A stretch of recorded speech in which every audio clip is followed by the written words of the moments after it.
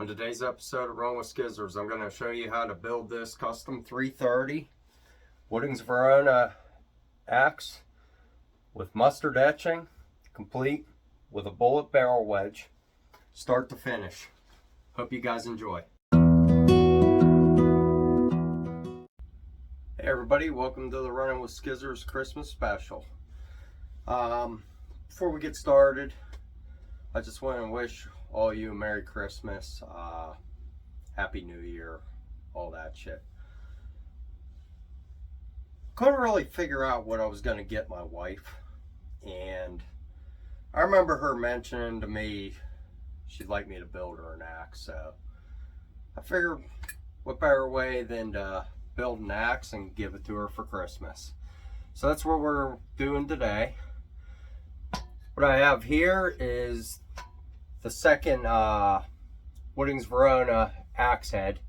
Now this is early 2000s, pretty much anywhere between 1997 and 2007 is when Woodings Verona made these heads. They were made by Ames Corp at that time. So basically it's your standard hardware store head, nothing special about it. But for what it is, and pretty much what my wife's going to use it for is just splitting, it's going to be perfect.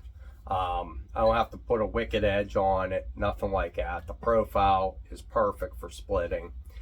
3-pound head, and I think I'm going to mount it to a 30-inch handle, make another 330 axe. Seems to be very popular among the friends group and the family, so I really think she's gonna like it. I already gave this thing a white vinegar bath, and I cleaned it up with some 400 grit sandpaper. Got all the varnish off, all the stickiness. I don't know what that was about, but it's pretty clean. You can actually see the grind in it again. Not a bad looking head as it sits, but still looks like a hardware store axe. So this is completely experimental. I think what I'm going to do is try giving this a mustard patina. And basically all that consists of is taking yellow mustard, spreading it on here and letting it sit. It'll oxidize, you wipe it off, and the oxidation should stay. A couple things you'll need is yellow mustard, of course, some rubbing alcohol, and apparently a ton of paper towels. So I got an entire roll down here. Hopefully that'll be enough. So let's get this thing started and see how it turns out. If nothing else, we'll sand it down and start over, do something new. Okay, I got pretty much everything I need. Rubbing alcohol, and I came up with this guy. It's an applicator. It was actually for giving drops to my dogs for their medicine. And all I did was cut off a piece of hose from a WD-40 can, and I jammed it in the end. So hopefully this works out good. And I already filled it, of course. So I think what I'm going to do is try for a Damascus pattern to the axe head. So what I'm going to do first is just get this thing rubbed down, cleaned up, lots of rubbing alcohol. Try not to set my house on fire in the process because it went everywhere. And I'm just going to do one side at a time. And I kind of experimented on other things, and I let it sit a half hour. I let it sit an hour and a half. I think I'm going to let it sit for 4 hours and see, because the problem is it gives a really nice look, but with all axe heads, after you use them, you got to clean them up with steel wool. Well, over time, the steel wool is going to clean up that oxidation. So I'm going to leave it on enough, and hopefully it bites deep enough where it'll take a pretty good while for it to come off. And I think as an extra bit of insurance, being it is only going to be a splitting axe, is I'm going to coat it with boiled linseed oil when it's all done. So we got that clean. Looks like it's pretty dry. And I'm just going to go to town on this. I'll move you a little closer, kind of show you what I'm doing with it, and we'll see how it turns out. Okay, hopefully you guys can see this. Move that. All I'm going to do is pretty much just experiment with it. I don't think you run a great chance of like really messing this up.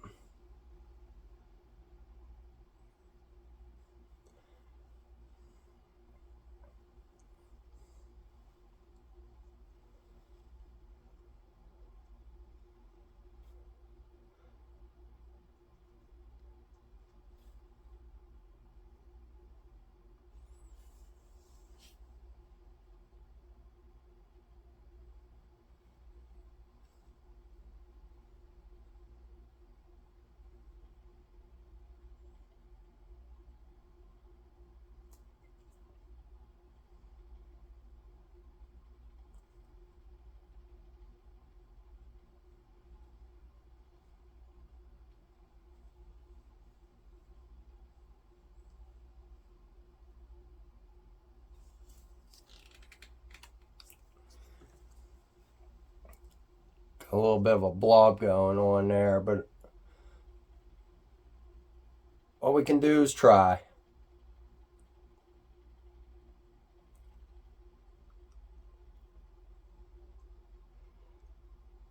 Problem with these applicators is air bubbles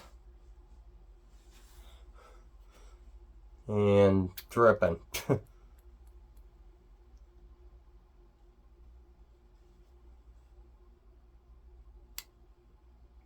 And more air bubbles.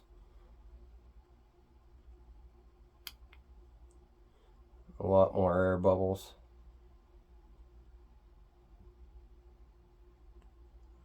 And more air bubbles.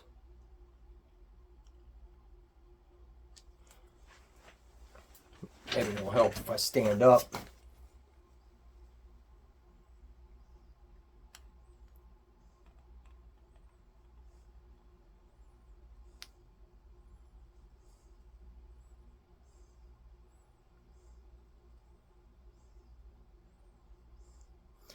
Now, if you mess this up, do not, I repeat, do not wipe it off. Just leave it there and see how it turns out. Because if you wipe it, you're going to have a mess. A really big mess. Put some more in this.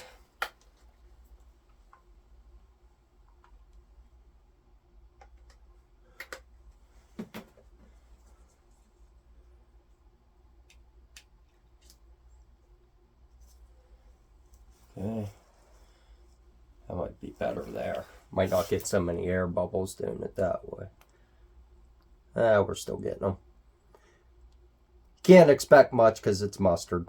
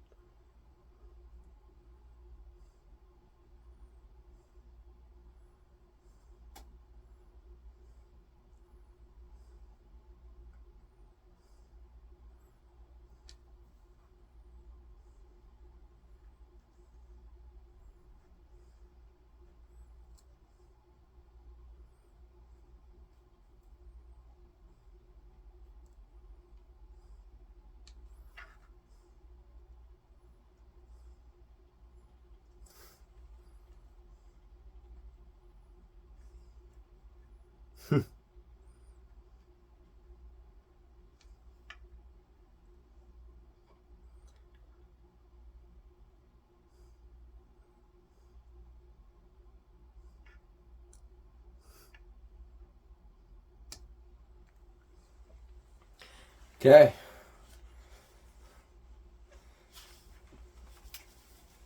I think that's good enough for now. You kind of see the mess I got going on here. But hey, that's what makes this hobby fun. Experiment with different things, you know, even as crazy as it may sound. Sometimes may pan out in the end. So, like I said, I've never done this before. Kind of tried it out on some other stuff and it works. How it's going to look on an axe, I don't know. I've seen people do it with knives. Some of them turn out worse than others, of course. But hey, we'll try it. I'm going to let this sit for a few hours at least. We'll see how it goes and we'll clean this up and see how it turns out together. Well, it hasn't been a full 4 hours. It's been 3. But you can see how oxidized the axe head is. So let's get this wiped down and look at it together. Never know what to expect. Boys, that's gross. Super messy. Just toss it in that box for now. Oh, it stinks too. It's so bad.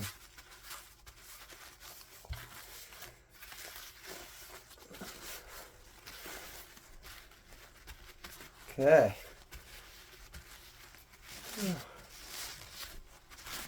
We're getting it.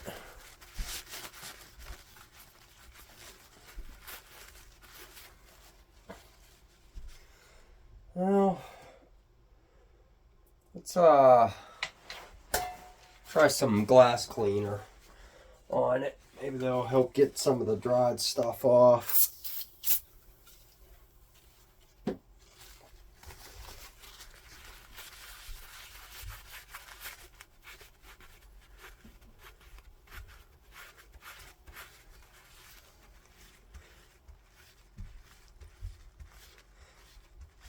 Sorry if you hear my dog barking.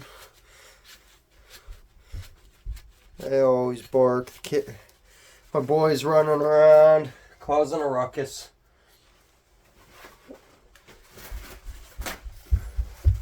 Oh yeah, he's on the move.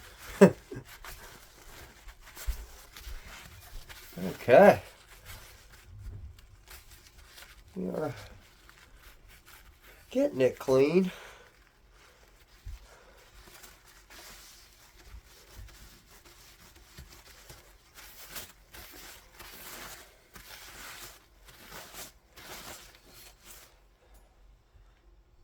Oh, wow.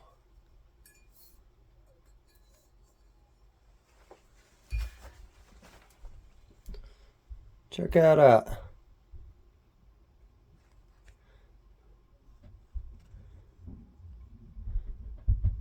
That actually turned out really good.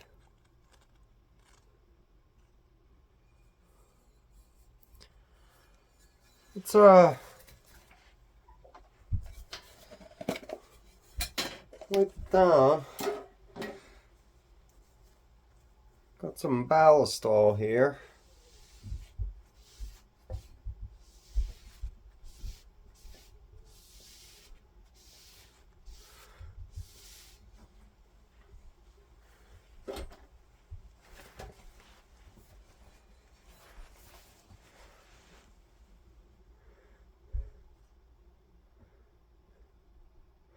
I think that'll fly.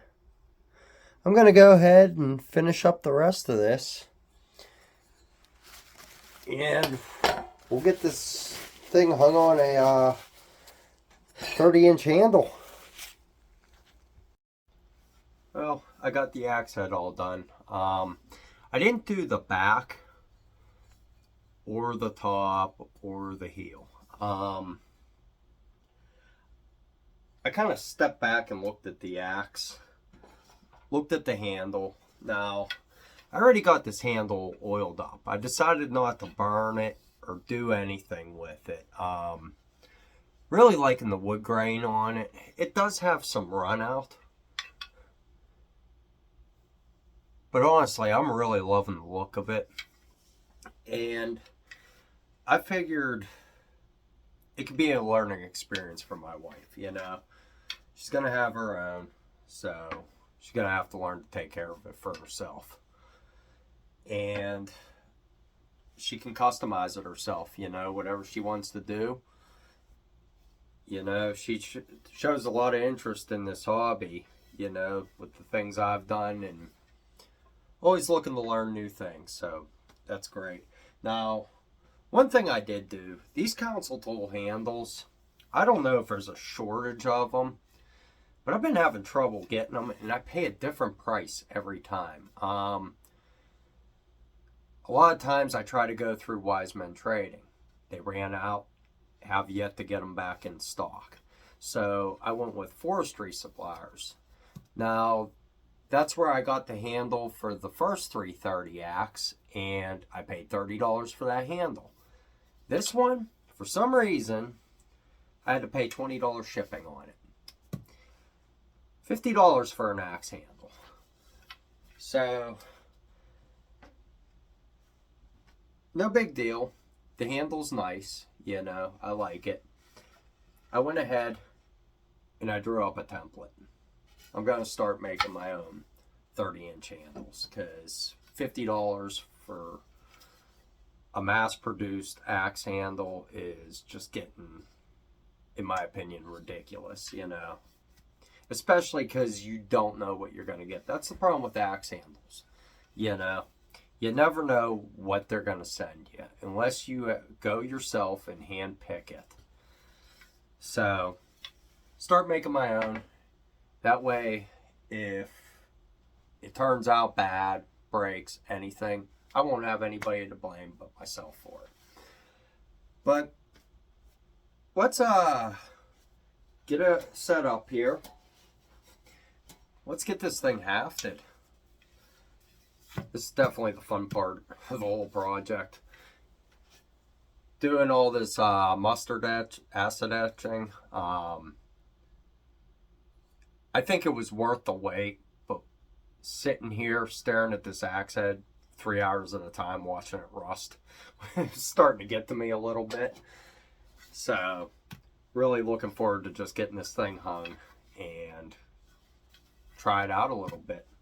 So, got the handle, and if it's anything like the other 330, it shouldn't be that bad. I'm going to get a little more in depth with the hanging process. I got a hanging video for the Cold Steel Trail Boss, but it was more or less fixing a bunch of problems and putting the factory handle back in it. So this is going to be clean slate. It's not bad to do. First thing you're going to want to do with any handle is just test fit it. Now, this will fit right on. Sometimes you got to trim up the ends, the sides, you know. Your axe head may not even begin to go on, but these woodings verona axe heads with these council tool handles, it's like they're meant to be. Now, all I do, I'll get you down a little bit here. All I do is just kind of wiggle the handle, you know. I'm not going to hit it on just yet. See about how far it goes. Okay. It's not down near enough. You want the axe head to start fitting down around the swell of the handle. That's what gives you a real nice tight seat, is getting it down here. Because if you have it hung up like this, some guys do, I've done it, and basically all that is insurance. If your axe head comes loose, you can take the axe head off if you have to. You can mutilate the top of it to get your axe head off, and then you have some extra room to reset the head. But after hanging axes, I don't even give myself that insurance. I pretty much set them as tight as they'll go. Now, one thing you want to do is give yourself a baseline. How far down do you want the axe head to sit? I want my axe head to be roughly right there. And the reason being is this is a 32-inch handle, and I want to make it a true 30-inch. So sitting it down at that mark is roughly my mark to make the handle exactly 30 inches.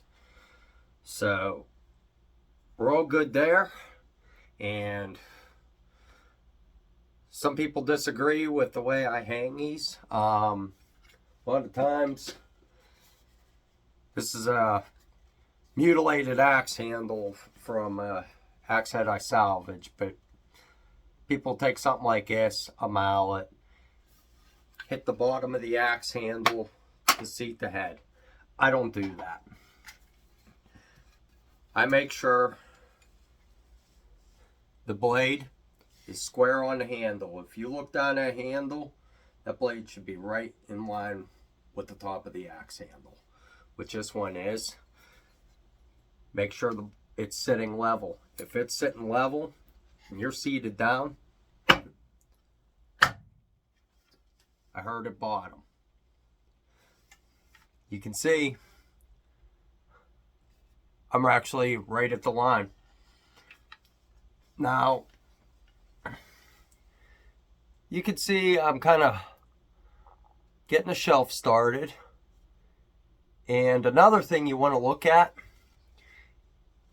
is the cheeks of the axe. You want to make sure you don't have any gaps on either side of this. If you have gaps, you're going to have to get it down even further. That's why they give you this swell here, is to fill up the gaps with the cheeks. So I got it seated. I got a shelf started. Hit that back out.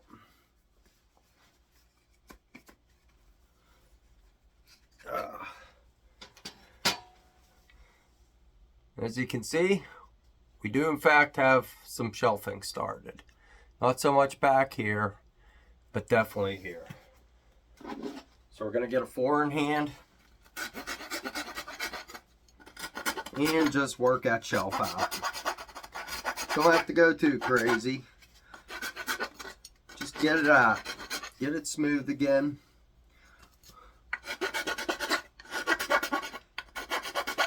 Try not to really take too much material, because we're pretty much seated.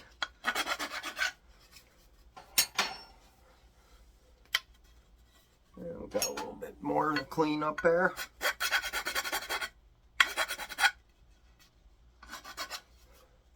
Nice thing about linseed oil in your handles before you hang them, this is already done. You don't have to worry about making a mess, getting it down into your kerf. Nothing like that. It's all ready to go. You get this hung, it's ready for service. That is a good solid hit.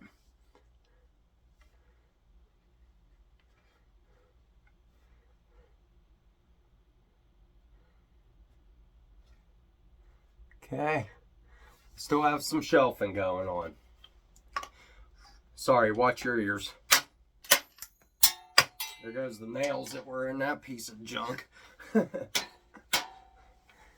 Yep.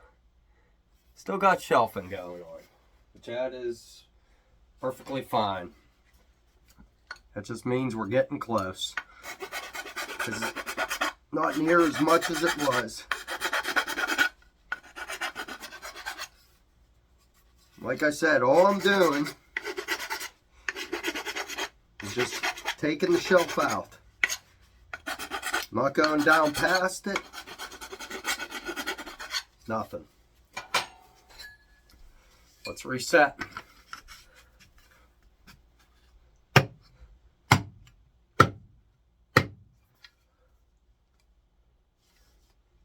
And that, my friends, that is a perfectly seated axe head. You can see there's a tiny little bit of shelving here.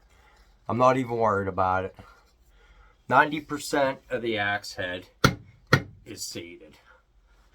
That is a perfect hang.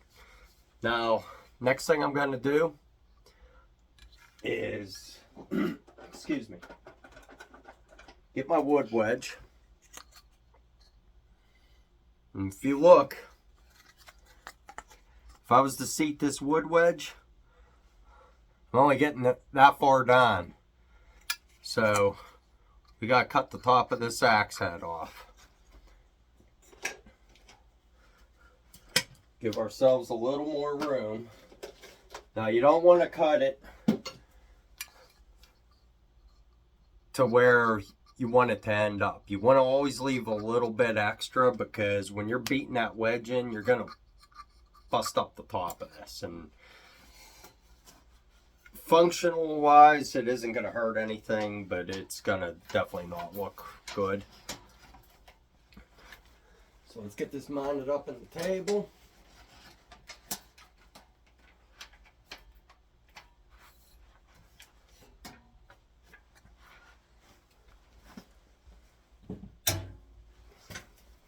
Get our handsaw. And I'm going to take, I don't know, 3/4 of an inch out.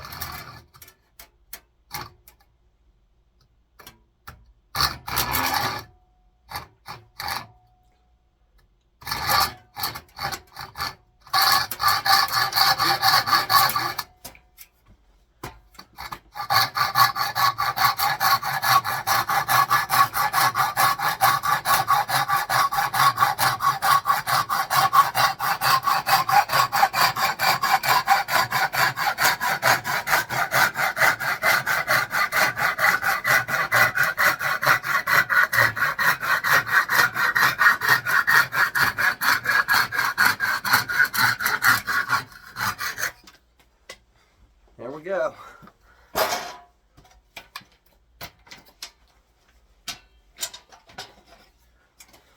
Got the table moved aside. Alright. Now if you look, we get our wedge seated. We're about 2/3 of the way down. And that's where the bottom of the kerf is cut.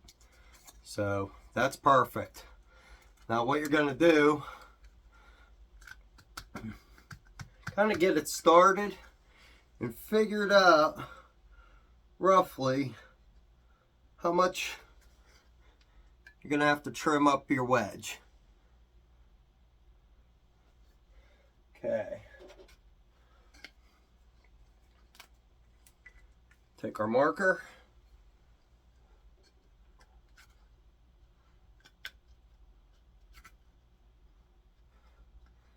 And I'm going to leave a little extra.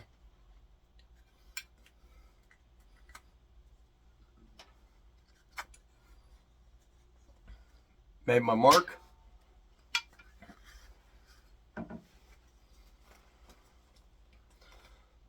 All I do to cut my wedges, get a knife right on the mark.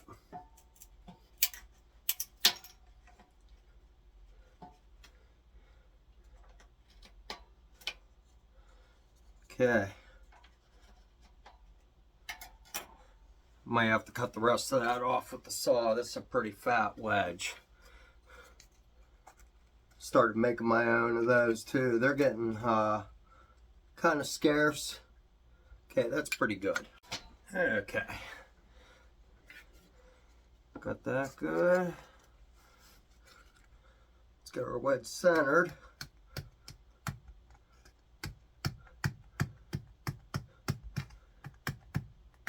Might have to trim a little bit, but we're gonna get it definitely started. Okay.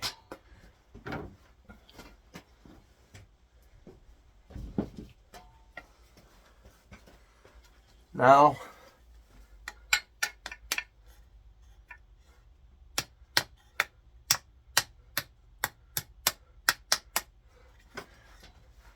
I know in past videos I said take a block of wood, stick it on this. Doing this long enough, screw that block of wood. Hammer this sucker down. If it cracks, if it breaks, it's only going to go in that much tighter.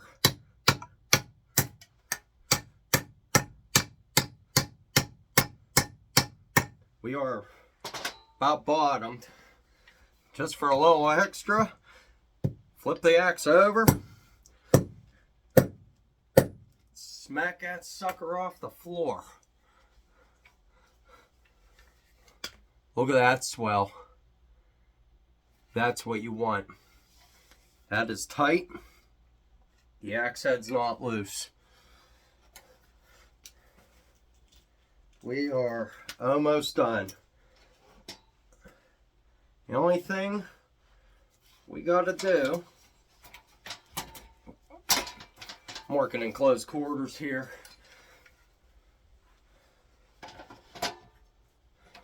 Get our axe chalked up in this.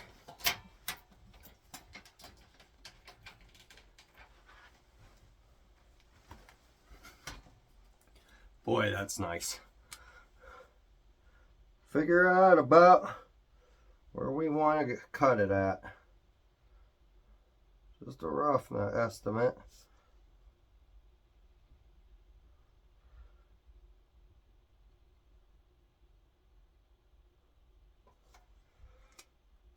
Like I said, rough estimate, but try to cut it as straight as you can, because it's gonna look like shit if you don't, and then you're gonna have to a lot of fouling to get it level again. Gonna have some Christmas cheer. This is going so good.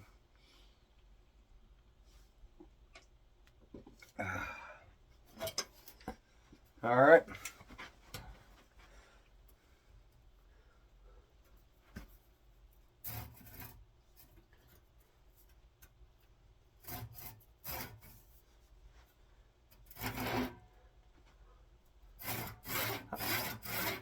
I tend to cut these slower just because it's all about the look. Take your time with it. As long as you have a good saw, it won't go too bad.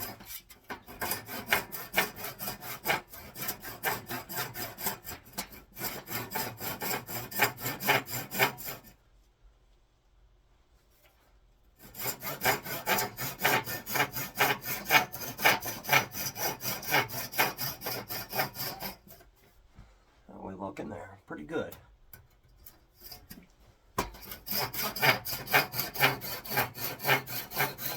Like I said, I take my time, let the saw do the cutting. If it takes me an hour to get that straight, that's what it's going to take.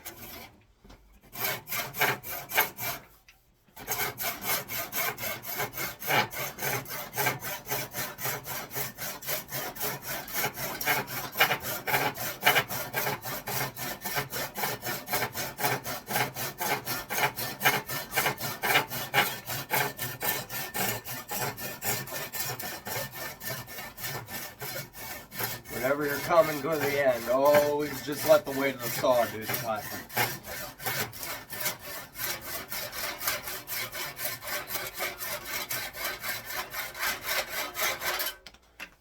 There it is.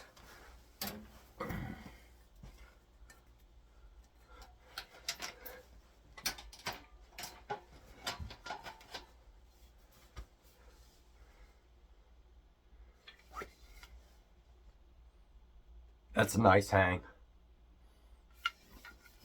Really, really nice hang. It's a 400.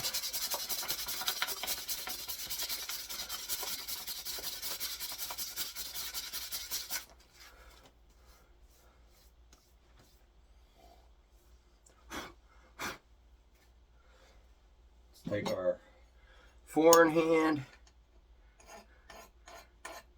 Just kind of clean it up a little bit.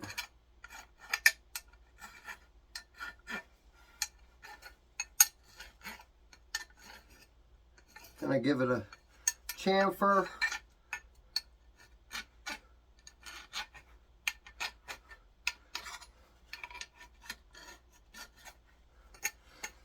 Like I said, this part's all about the look. If you do a nice job, take your time, that's the kind of hang that impresses people.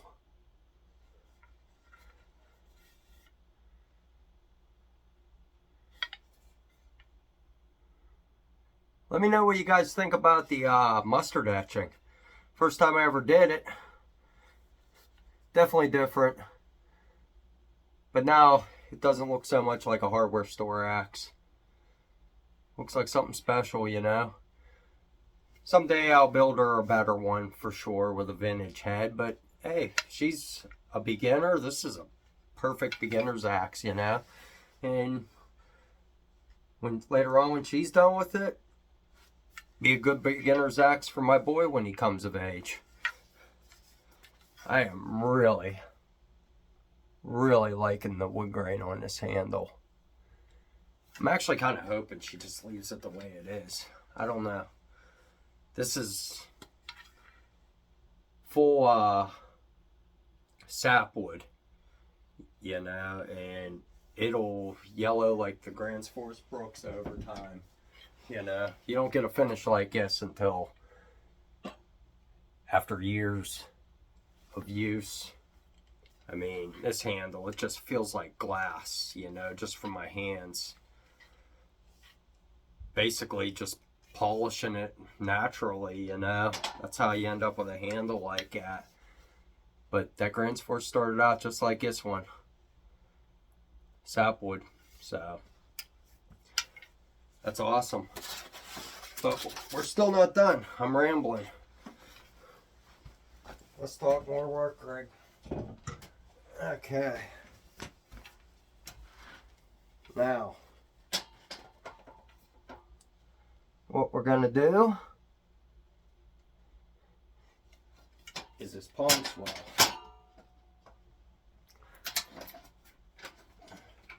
And make this axe a true 30-30.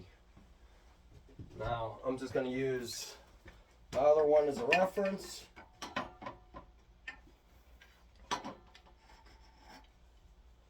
Hopefully we'll go just like this.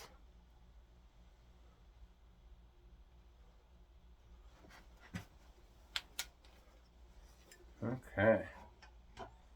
Yeah, it might be easier to lay them down. Let's see. Okay, yeah, it's gonna make it way easier. It's a nice thing when you have identical axes.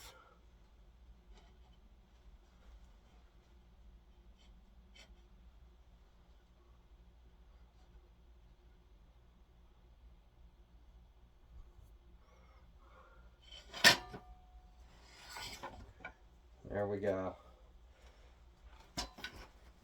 It will be official. We'll have a his and hers.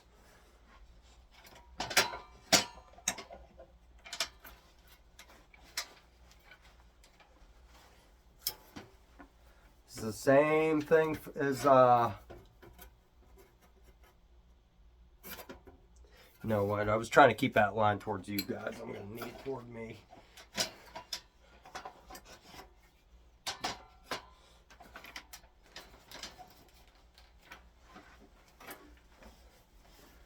Because this is as crucial as cutting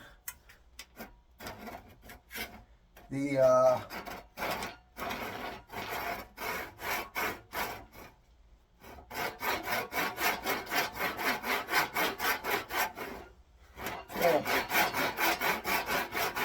same deal.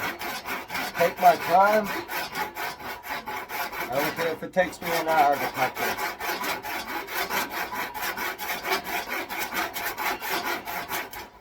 go straight with it. Yep. We are going off, but that's okay. I can bring it back.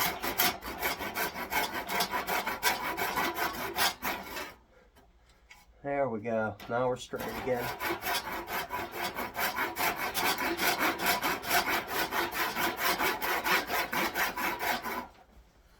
Okay. Point of no return now.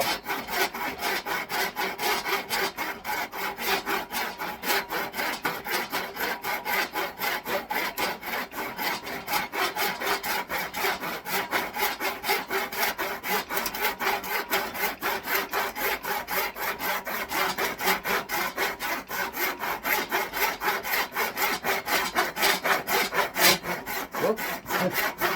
That was loud.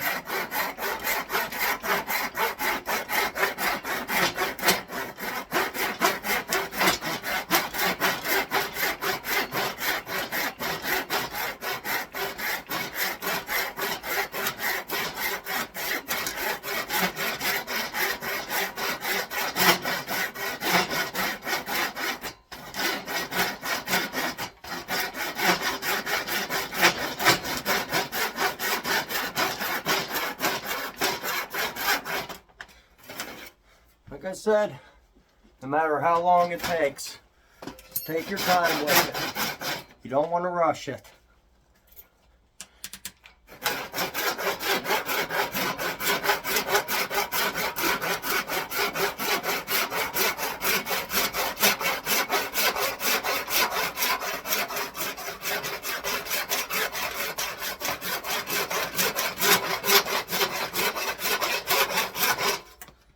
There it is. Okay. Just set that down there for now.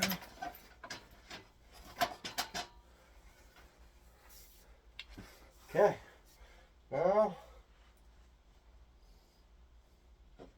lost my pouring hand. I know it's around here somewhere. Oh.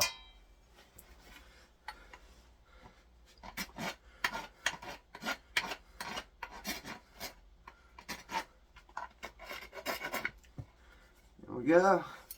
Now we're going to chamfer. Get this out of the way.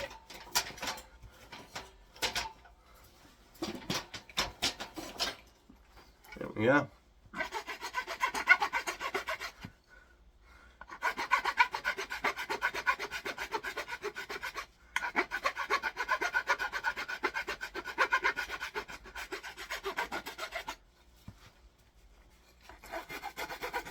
I like putting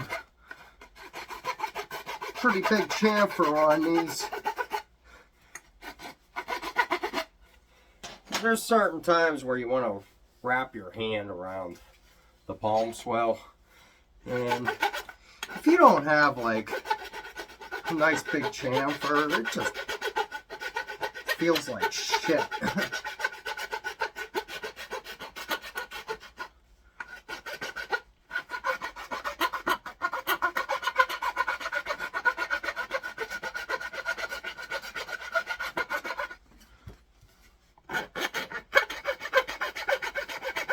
You don't have to cut that off, you know. I like doing it just because it makes it a true 30-inch handle.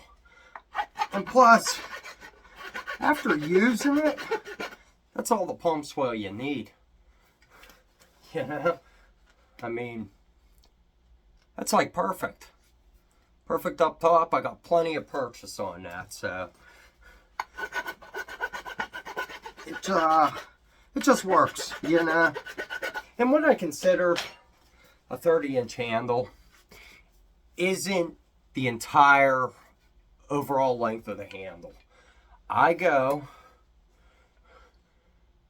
from this point, the eye, the top of the eye, wherever how much ever handle's sticking out. I go from that, and 30-inch is where your pinky finger's gonna sit in a natural position. That's what I consider a true 30-inch handle. You could have a big-ass palm swell out here, but it's mainly where your hand rests.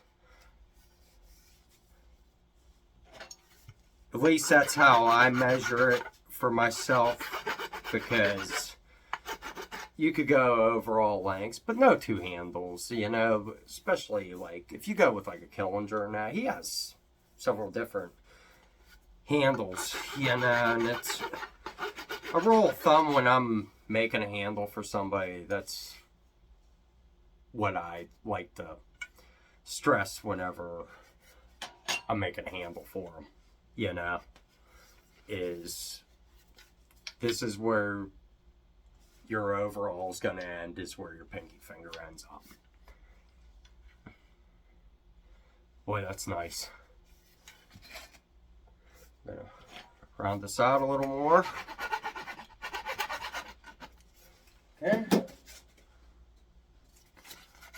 Get some sandpaper on it.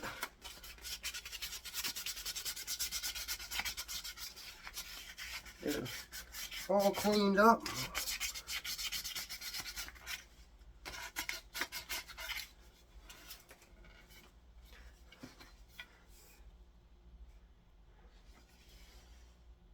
It's a nice palm swell. Like that. Now it's a true 330 axe. Just awesome.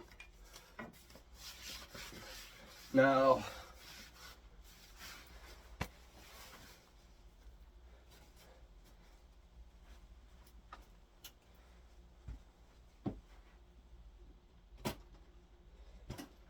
get some linseed oil.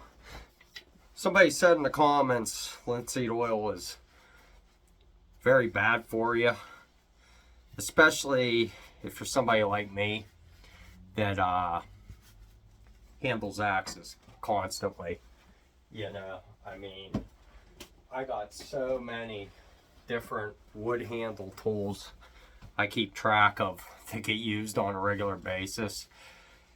I'm always touching linseed oil, so that hit home, you know, and made me realize, hey, dummy, you're gonna end up getting cancer or something real soon if you don't start paying attention to what the hell you're putting your hands in.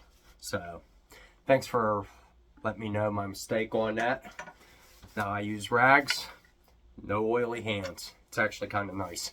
Oh, that turned out awesome. Look at that. Now for the last thing.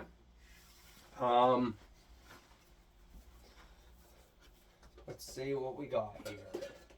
I'll be right back with you. Might as well add a bullet barrel wedge. I got a 30-06 piece of brass. I got a sharp file. Millbaster file. It's got file on both sides. Real coarse. What you want to do, I usually use 3/4 of an inch on these. Rough the shit out of the casing of this bullet. Get it nice, shiny, and rough, because that is going to be what holds this thing in and from moving. See how scratched up that is? I'm not going to videotape this, but I'm going to cut it off and I'll show you how to sink it into this axe. Okay, got a nice little chunk. Don't have to be too critical with it. All this is an aesthetic. When you're doing this, you want an axe with a really good hang. Nice tight fit. Don't need a wedge. That's what you want before you go and do this. This is not gonna, I mean, I'm not saying that it isn't gonna help spread the wood and make the axe fit tighter, but I don't trust it.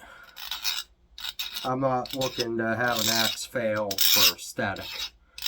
So we're going to clean up the edges of this bullet a little bit. Kind of give them a chamfer. Don't take much because it is just brass. Now, I'm sure people have tried it.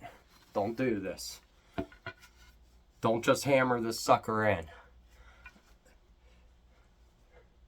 There's a primer shelf inside here, and it goes just beyond that ring. So what that means, you have to countersink. So what I'm got a drill. Gonna line up about center with it.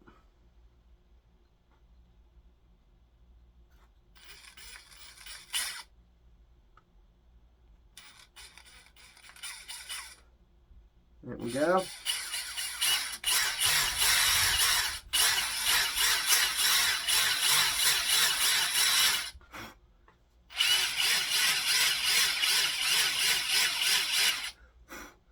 Like I said, this is pure static. There we go. And then my drill doesn't open up big enough, but I got a pilot hole started. This drill bit is just a hair smaller than the shell. This is a machinery bit, so you may not be able to just go to the hardware store and find one, but this bit is a 29/64. So, like I said, you may not be able to find one, but being my drill don't open big enough, I got to drill it out by hand, which isn't too bad. More or less just trying not to cut myself on the drill bit. But we're gonna open that up a little bit.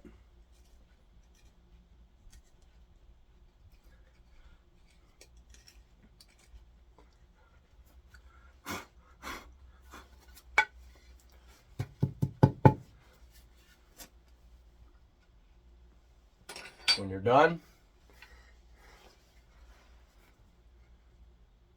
it'll look something like that. It's just down probably about right here on the axe head. So then what we're gonna do is you gotta be real careful, like really careful. A lot can go wrong doing this. So what I'll do, we'll get it set with my piece of axe handle here.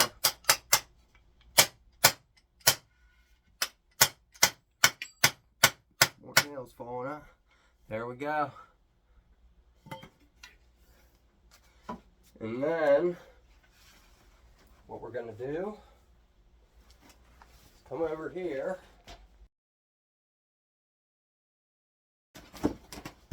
There we go. I got a piece of a saddlebag. You want good leather, anything between your hammer and that bullet, because you will distort that bullet. When you're done, it'll look like absolute garbage. Get a good hammer, just start working her down.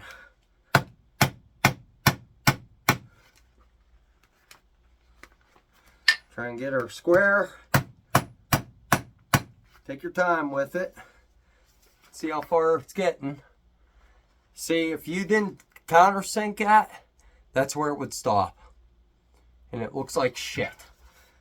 I've seen some videos on YouTube, people doing that, or they'll cut them off and then all you have is this little tiny brass ring that you can barely see. This is a real conversation piece. If you can get a bullet with a primer in there.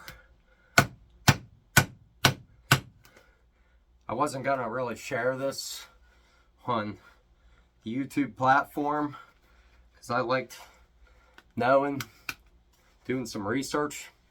There's not a video out there where somebody does this. And I love being the only one that does shit, you know. But hey, share the knowledge. Share the wealth. Can't take it with me, you know. Give me a couple more smacks. Boom. And that's how you set a bullet barrel wedge. And if you look, using the letter, all the writing is perfectly legible. If you hammer that soft brass with a steel hammer or a piece of wood or something, even that axe handle seating it, that'll screw that brass up. So get yourself some good leather. Not good leather. Get pleather. You know, go into your old man's closet and pull out his 1970s pleather jacket, you know, anything, and just get a nice thick barrier. Because if you use good leather, you can. Look what you do to it. It's just a piece of axe sheath I was making, but I cut it too short, so I was using it for that. That was just doing the first 330 axe. Let me get you up here. There we go. But yeah, that's how long that lasted, you know. This cheap stuff. Look at that. Still like new. Can still use it. But there she is. Now, I know I said I want to take this out and try it. I'm not going to. I'm not putting an edge on it. It's got a good enough edge for splitting, but I'm not doing that. I'm not doing any more to the handle. You know, I'm going to leave this to my wife, you know. She can make it her own. That's what this hobby's about. Making tools your own, you know. And I think putting this together is a very good start for her. I know that head's not going to come loose. I don't even have to test it. If you guys ever want to build a 330 axe, I would highly recommend. There's a ton of them out there. Buy the shit out of them. Get these woodings verona heads. They're awesome. You know, these ones here you can pick up cheap. They're just, like, I got this one for free. For 30 bucks, you get the good old drop forged, you know, with all the flaws, but good hard steel, everything, for 30 bucks. And council tool handles. Buy the shit out of them. You know, I don't think people are restocking them for some reason. I don't know if there's something going on right here. But yeah, hope you guys like this episode. I really enjoyed this project.